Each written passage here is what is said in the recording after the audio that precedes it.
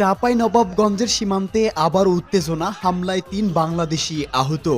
চাঁপাইনবাবগঞ্জের শিবগঞ্জ উপজেলার চৌকা সীমান্তে আবারও উত্তেজনা দেখা দিয়েছে। আজ দুপুরে উপজেলার বিনোদপুর ইউনিয়নের চৌকা ও কিশোরগঞ্জ বিজিবি সীমান্ত ফাঁড়ির মাঝামাঝি এলাকায় এই উত্তেজনা দেখা দেয়। দুপুর থেকে বাংলাদেশ ও ভারতীয় সীমান্তে দুই দেশের নাগরিকেরা জড়ো হয়ে বিক্ষোভ করেছেন। এ সময় ভারতীয় নাগরিকদের হামলায় ৩ বাংলাদেশি আহত হয়েছেন বলে অভিযোগ পাওয়া গেছে। এর আগে চৌকা সীমান্তের ওপারে ভারতের সুখদেবপুর সীমান্তে ভারতীয় সীমারক্ষী বাহিনী কাঁটাতারের বেড়া নির্মাণ করে। কয়েকদিন ধরে উত্তেজনা বিরাজ করছিল। তখন চৌকা সীমান্তের বর্ডার গার্ড বাংলাদেশ ও বিজিবির মধ্যে ব্যাটালিয়ন কমান্ডার পর্যায়ে পতাকা বৈঠক হয়েছিল।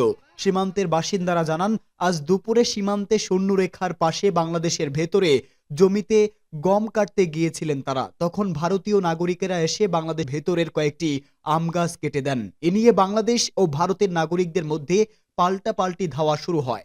এ সময় ভারতীয় নাগরিকদের হাসোয়ার আঘাতে ও তাদের ছোড়া পাথরে কয়েকজন বাংলাদেশি আহত হন। এতে করে বোঝা যাচ্ছে ভারত ও বাংলাদেশের টানটান উত্তেজনা, এবার যুদ্ধের সম্ভাবনাই বেশি। স্থানীয় বিনোদপুর ইউনিয়ন পরিষদের সদস্য মোহাম্মদ বাদশাহ প্রথম আলোকে বলেন, সীমান্তে গম কাটা নিয়ে উত্তেজনা শুরু হয়। ভারতীয় লোকজন বাংলাদেশ অংশে ঢুকে পড়লে উভয় পক্ষের মধ্যে পাল্টাপাল্টি শুরু হয়। এতে ৩ বাংলাদেশি আহত হয়েছেন। ভারতীয়দের হাসোয়ার আঘাতে আহত হয়েছেন বিনোদপুর ইউনিয়নের কালীগঞ্জ নামটোলা এলাকার যুবক মেজবাউল হক। তিনি বলেন, তিনি সহ মোট ৩ জন আহত হয়েছে। অন্য দুজনে বিশনপুর গ্রামের একজন ও অপর একজন আহত হয়েছেন। এ সময় বিজিবির ৫৯ ব্যাটালিয়নের অধিনায়ক লেফটেন্যান্ট কর্নেল গোলাম কিবরিয়া সীমান্তে অবস্থান করছেন বলে স্থানীয় লোকজন জানিয়েছে। এ ব্যাপারে কথা বলতে গেলে তার মুঠোফোন একাধিকবার ফোন করলেও তিনি ধরেননি। পরে বিকেলে এক ব্রিফিংয়ে লেফটেন্যান্ট কর্নেল গোলাম কিবরিয়া বলেন, চৌকা ও কিরণগঞ্জ ক্যাম্পের মাঝামাঝি সীমান্ত পিলার ১৭৭ বরাবর বাংলাদেশের ভেতরে কিছু আম গাছ ছিল। ওই আম গাছ কাটা নিয়ে ভারত নাগরিক ও বাংলাদেশি নাগরিকদের মধ্যে উত্তেজনাকর পরিস্থিতি তৈরি হয়। তখন শূন্যরেখা বরাবর দুই দেশের নাগরিকেরা দাঁড়িয়ে গেলে সঙ্গে সঙ্গে বিজিবির জনবল বাড়ানো হয় এবং তারা ঘটনায় চলে আসেন। পরে বিকেল ৪টা ১০ বিজিবি ও বিএসএফ এর কমান্ডার পর্যায়ে একটা পতাকা বৈঠক অনুষ্ঠিত হয়। সেখানে এই ঘটনা বিএসএফ এর পক্ষ থেকে দুঃখ প্রকাশ করার পাশাপাশি গাছ কাটার বিষয়ে তাদের পক্ষ থেকে ব্যবস্থা নেওয়ার কথা জানিয়েছে। বিজিবি কমান্ডার বলেন, এই ঘটনার সম্পূর্ণ বিচার না হওয়া পর্যন্ত তারা মাঠে আছেন। কেউ যাতে শূন্যরেখা অতিক্রম না করে এবং উত্তেজনা প্রশম করতে বিজিবির পাশে দেশপ্রেমিক জনগণও আছেন।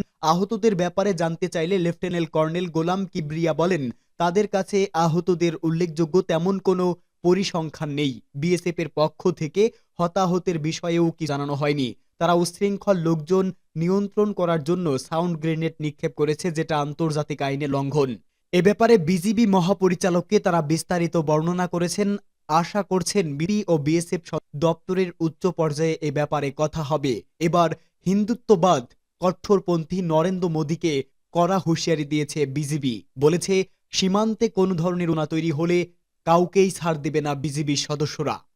এদিকে সীমান্ত নিয়ে আমাদের দেশে একটা লাশ পড়লে ওপারের ২টি লাশ ফেলতে হবে বলে মন্তব্য করেছেন গণ অধিকারের পরিষদের সভাপতি নুরুল হক নূর।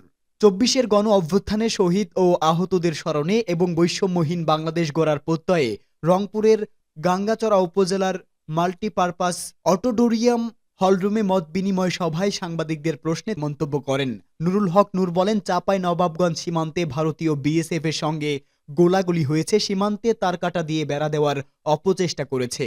আমাদের কিছু ভূমি দখলের পায়তারা করেছে। শেখ হাসিনা সরকার অনেক ক্ষেত্রে তাদের সুযোগ করে দিয়েছিল। তিনি বলেন, সরকারকে অনুরোধ জানাবো সীমান্তবর্তী মানুষকে সামরিক ট্রেনিং দিয়ে প্রয়োজনে বিজিবিদের সঙ্গে তারাও কাজ করবে। তবুও ভারতীয় আধিপত্যের ব্যবস্থা সরকারকে নিতে হবে। আমাদের দেশের একটা লাশ পড়লে ওপারের ২টা লাশ ফেলতে হবে। নুরুল হক হুঁশিয়ারি দিয়ে বলেন, কিন্তু আমাদের পরিষ্কার বার্তা, আমরা বেঁচে থাকতে এই দেশের ১৮ কোটি মানুষ এবং দেশের 1 ইঞ্চি মাটিও ভারতকে দখল করতে দেব না। ভারতীয় কর্তৃপক্ষকে বলে দিতে চাই, আপনারা শেখ হাসিনার সরকারের পতনের পর যে অশুভ খেলা শুরু করেছেন সেটা বন্ধ করুন, অন্যথায় আপনাদের জন্য সেটা শুভকর হবে না। এ সময় গণ অধিকার পরিষদের জেলা ও উপজেলা নেতাকর্মী উপস্থিত ছিলেন।